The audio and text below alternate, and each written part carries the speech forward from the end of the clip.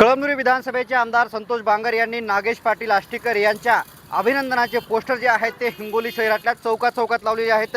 मी आता हिंगोली शहरातील नांदेड नाका परिसरामध्ये आहे। आपण जर बघितलं तर या नांदेड नाका परिसरामध्ये हिंगोली लोकसभेचे खासदार माननीय श्री नागेश पाटील आष्टीकर यांनी हिंगोली जिल्ह्याच्या विकासाच्या दृष्टिकोनातून योग्य निर्णय घेतल्याबद्दल हार्दिक अभिनंदन करते संतोष लक्ष्मणराव बांगर आमदार कळमनुरी विधानसभा असे बॅनर जे आहेत ते कळमनुरी विधानसभेचे आमदार संतोष बांगर यांनी हिंगोली शहरातल्या चौकात लागलेले आहेत।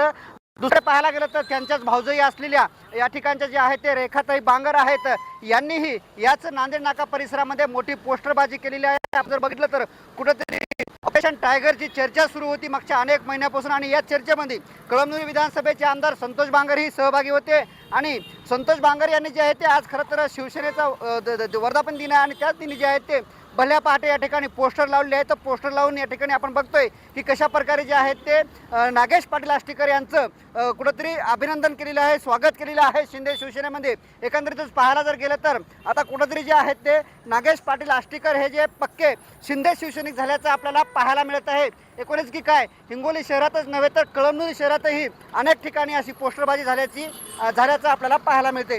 कॅमेरामॅन ज्ञानेश्वर वानखेडेसह मी रमेश चेंडके, TV9 मराठी, हिंगोली।